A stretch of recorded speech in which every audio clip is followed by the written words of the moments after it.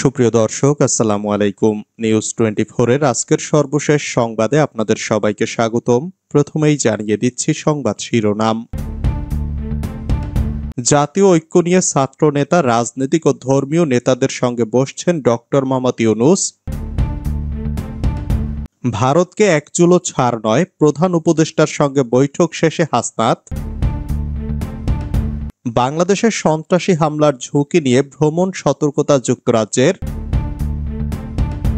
সিলেট সীমান্তে সতর্ক অবস্থানে বিজিবি, ৩ স্টেশনে বন্ধ আমদানি রফতানি। বাংলাদেশে অস্থিরতা সৃষ্টির চেষ্টা করলে ভারতও ভালো থাকতে পারবে না, মন্তব্য সাখাওয়াতের। হাসিনার পতনের পর ভারতীয় গণমাধ্যমে উস্কানিমূলক বক্তব্য বৃদ্ধি পেয়েছে। প্রতিবেশী রাষ্ট্রের গোলামি করতে স্বাধীনতা অর্জন করেনি, মন্তব্য সোহেল তাজের।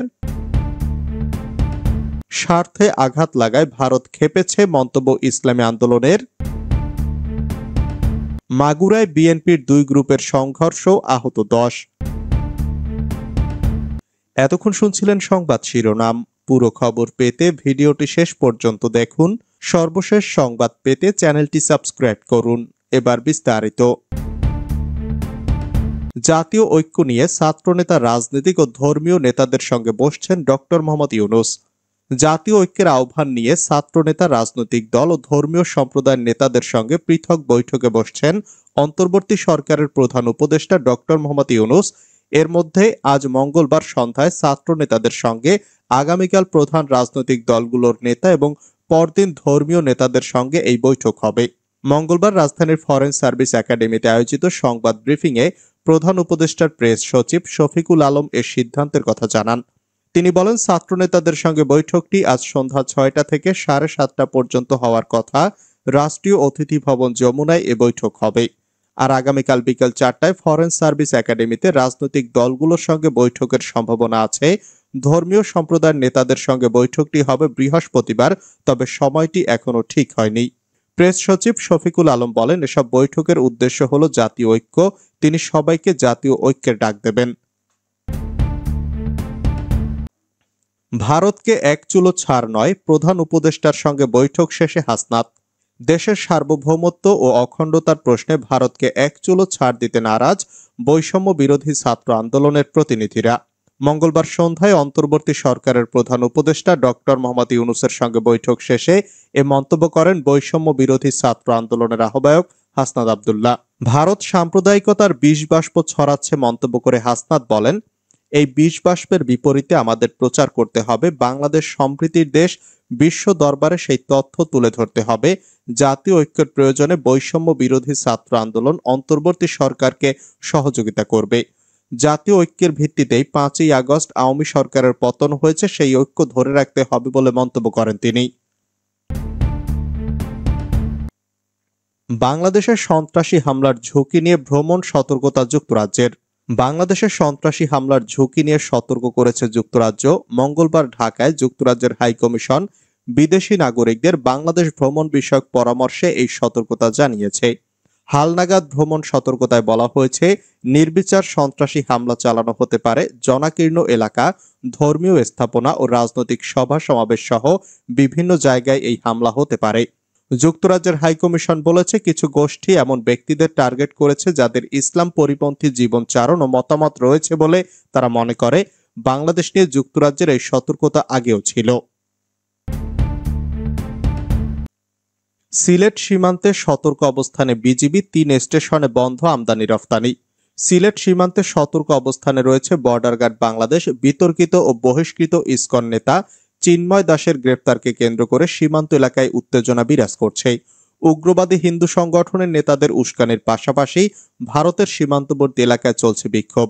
এসব উগ্রবাদীদের বাধায় সিলেটের 3টি শুল্ক স্টেশন বন্ধ রয়েছে আমদানি ও রফতানি। গত 3 দিন থেকে সবকটি স্টেশনে অচলাবস্থার সৃষ্টি হয়েছে। এতে বিপাকে পড়েছেন দুদেশের আমদানি ও রফতানিকারকরা। দুদেশের সীমান্তবর্তী এলাকার মানুষ শঙ্কায় রয়েছে। এমন পরিস্থিতিতে সীমান্তে সতর্ক অবস্থানে আছে বলে জানিয়েছে সিলেট বিজিবির শীর্ষ কর্মকর্তারা। বাংলাদেশে অস্থিরতা সৃষ্টির চেষ্টা করলে ভারতও ভালো থাকতে পারবে না, মন্তব্য সাখাওয়াতের। নৌপরিবহন মন্ত্রণালয় ও শ্রম ও কর্মসংস্থান মন্ত্রণালয়ের উপদেষ্টা brigadier general doctor M Sakhawat Hossain বলেছেন, ভারত বাংলাদেশের সাম্প্রদায়িক অস্থিরতা সৃষ্টির চেষ্টা করলে তারাও ভালো থাকতে পারবে না, বাংলাদেশের 18 কোটি মানুষ চুপ করে বসে থাকবে না। উপদেষ্টা বলেন, ভারতের কিছু মিডিয়া ও পলিটিক্যাল পার্টি ভোট পাওয়ার জন্য এটা করছে। বাংলাদেশ যদি অস্থিতিশীল হয় তাহলে তারাও ভালো থাকতে পারবে না। ভারতের সাথে বাংলাদেশের যে সম্পর্ক সেটা ভারত সরকার সমতার ভিত্তিতে এগিয়ে যাবে। হাসিনার পতনের পর ভারতীয় গণমাধ্যমে উস্কানিমূলক বক্তব্য বৃদ্ধি পেয়েছে মন্তব্য তারেক রহমানের। স্বৈরাচারী শেখ হাসিনার পতনের পর থেকে ভারতের রাজনৈতিক মহল এবং তাদের সংবাদ মাধ্যমগুলোতে উস্কানিমূলক বক্তব্য বৃদ্ধি পেয়েছে বলে মন্তব্য করেছেন বিএনপির ভারপ্রাপ্ত চেয়ারম্যান তারেক রহমান। তিনি বলেন, ভারতে ভুল তথ্যে ভরা ইকো চেম্বার রয়েছে, যার মাধ্যমে দেশটি বাংলাদেশ বিরোধী মনোভাবকে উস্কে দিচ্ছে। আগরতলায় বাংলাদেশি কনসুলেটে সর্বশেষ হামলায় বিভ্রান্তির যে প্রভাব ফুটে উঠেছে তা শুধু প্রতিবেশীদের মধ্যে বিভেদই সৃষ্টি করবে বলেও মনে করেন তিনি। আগরতলায় বাংলাদেশি কনসুলেটে হামলার ঘটনায় নিন্দা জানিয়ে মঙ্গলবার নিজের এক্স ও ভেরিফাইড ফেসবুক পেজে এক পোস্টে তিনি এসব কথা বলেন। তারেক রহমান বলেন, স্বৈরশাসক শেখ হাসিনার পতনের পর থেকে বাংলাদেশের বিরুদ্ধে ভারতের কিছু স্বার্থন্বেষী মহল বর্ধিত আকারে দেশটির গণমাধ্যমে বিদ্বেষমূলক মন্তব্য ও রাজনৈতিক উদ্দেশ্য প্রণোদিত বয়ান প্রচার করছে। অবস্থা দৃষ্টে মনে হচ্ছে বাংলাদেশ বিরোধী অনুভূতিকে উস্কে দেওয়ার জন্য একটি প্রচার যন্ত্র তৈরি করা হয়েছে, যা ধারাবাহিকভাবে এই ধরনের অপতথ্য সামাজিক মাধ্যমে ছড়িয়ে দিচ্ছে। প্রতিবেশী রাষ্ট্রের গোলামি করতে স্বাধীনতা অর্জন করেনি মন্তব্য সোহেল তাজের। ভারতের ত্রিপুরার রাজধানী আগরতলায় বাংলাদেশের সহকারী হাইকমিশনে হামলা ও ভাঙচুর চালিয়েছে হিন্দু সংঘর্ষ সমিতি। এ ঘটনায় ক্ষোভ প্রকাশ করেছেন সাবেক স্বরাষ্ট্র প্রতিমন্ত্রী তানজিম আহমেদ সোহেল তাজ।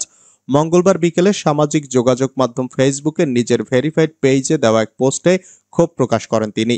ফেসবুক পোস্টে সোহেল তাজ লিখেছেন, বিজয়ের মাস ডিসেম্বর লাখ লাখ প্রাণের বিনিময়ে একটি মহান মুক্তিযুদ্ধের মাধ্যমে আমরা আমাদের স্বাধীনতা অর্জন করেছি, কোনো বিদেশি প্রতিবেশী রাষ্ট্রের গোলামি করার জন্য না। আজ যারা বাংলাদেশকে নিয়ে মিথ্যা অপপ্রচার চালাচ্ছেন এবং আমাদের কূটনৈতিক মিশনে হামলা চালাচ্ছেন, আপনাদের বলবো এটা এখনই বন্ধ করুন। তিনি আরো লেখেন, আমরা সবার সঙ্গে সুসম্পর্ক চাই, কিন্তু সেটা হতে হবে আমাদের মর্যাদা সংরক্ষণ করে এবং সমতার ভিত্তিতে। আর সেটা যদি করতে না পারেন তাহলে আমি বিশ্বাস করি বাংলাদেশের মানুষ ঐক্যবদ্ধ হয়ে এসব ষড়যন্ত্র রুখে দেবে এবং আমাদের স্বাধীনতা সার্বভৌমত্ব রক্ষার স্বার্থে সব ত্যাগ করতে প্রস্তুত থাকবে। স্বার্থে আঘাত লাগায় ভারত ক্ষেপেছে মন্তব্য ইসলামী আন্দোলনের। স্বার্থে আঘাত লাগায় ভারত বাংলাদেশের উপর ক্ষেপে গেছে বলে মন্তব্য করেছেন ইসলামী আন্দোলন বাংলাদেশের মহাসচিব প্রিন্সিপাল হাফেজ মাওলানা ইউনুস আহমদ। তিনি বলেন, গত 16 বছরে ফ্যাসিস্ট হাসিনা ভারতের স্বার্থে সবকিছু করে দেশকে গিলে খাওয়ার ক্ষেত্র তৈরি করে দিয়েছিল। দেশ ভারতের রাহুমুক্ত হয়েছে। ভারতের ইচ্ছা ও অভিপ্রায়ে এখন আর কিছু হচ্ছে না, তাই ভারতের মাথা খারাপ হয়ে গেছে। মঙ্গলবার বিকেলে রাজধানীর বায়তুল মোকাররম উত্তর গেটে ইসলামী আন্দোলন বাংলাদেশ ঢাকা মহানগর উত্তর ও দক্ষিণের উদ্যোগে অনুষ্ঠিত বিক্ষোভ মিছিলের আগে তিনি এসব কথা বলেন। তিনি বলেন, ভারত এখন পায়ে পাড়া দিয়ে যুদ্ধ বাঁধানোর চেষ্টা করছে। উগ্রবাদী ইসকনকে দিয়ে সরকারি আইনজীবীকে হত্যা করে সাম্প্রদায়িক দাঙ্গা বাঁধানোর চেষ্টা ব্যর্থ হওয়ায় এখন বাংলাদেশের বিরুদ্ধে বিভিন্নভাবে উস্কানি দিচ্ছে। ভারত বিভিন্ন হাইকমিশন, উপ হাইকমিশনে হামলা ও পতাকা ছিঁড়ে চরম অসভ্যতার পরিচয় দিয়েছে। মাওলানা ইউনুস আহমদ আন্তর্জাতিক আইন এবং ভিয়েনা কনভেনশনের প্রতি শ্রদ্ধা জানিয়ে ভারতে অবস্থানরত বাংলাদেশের সব কূটনৈতিক মিশন ও কূটনীতিকদের নিরাপত্তা জোরদার করার জন্য ভারত সরকারের প্রতি আহ্বান জানিয়েছেন। মাগুরায় বিএনপির 2 গ্রুপের সংঘর্ষ, আহত 10। মাগুরার শ্রীপুরে দারিয়াপুর ডিগ্রি কলেজের অধ্যক্ষ অমরেন্দ্রনাথ বাছারের পদত্যাগের দাবিতে বিএনপির 2 গ্রুপের পাল্টাপাল্টি কর্মসূচিকে কেন্দ্র করে সংঘর্ষের ঘটনা ঘটেছে।